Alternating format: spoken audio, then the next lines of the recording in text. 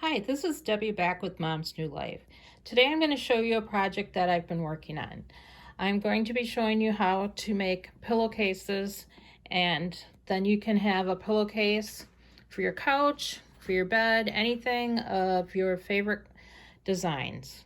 This material right here is a cotton that I got, and it's very pretty.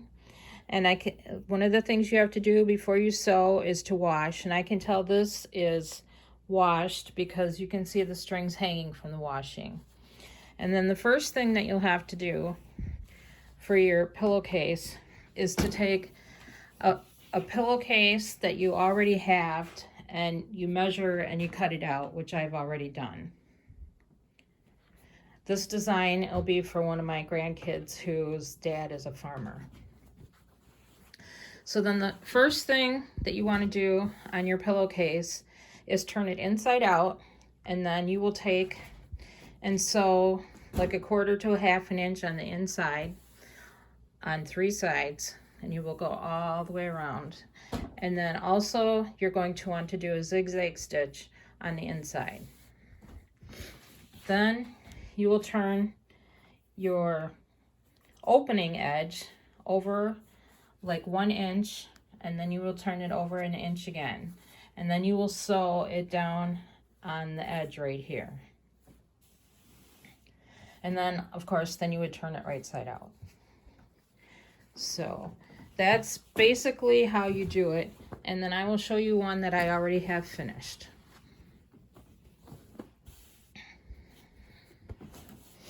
Here, this is for one of my granddaughters who likes Minnie Mouse. And as you can see here, you have to poke the corners out right here.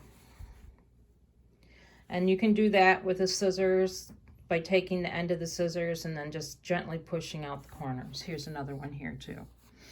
And then you can see the stitching around the opened edge. And also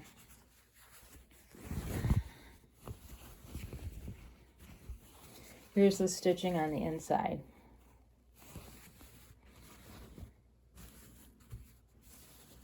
Right here.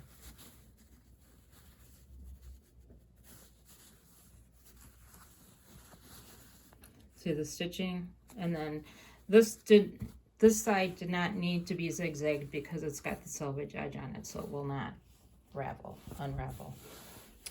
So if you want to make your grandkids happy, find out what they like, and then you can give them a surprise pillowcase for themselves for their birthday or Christmas.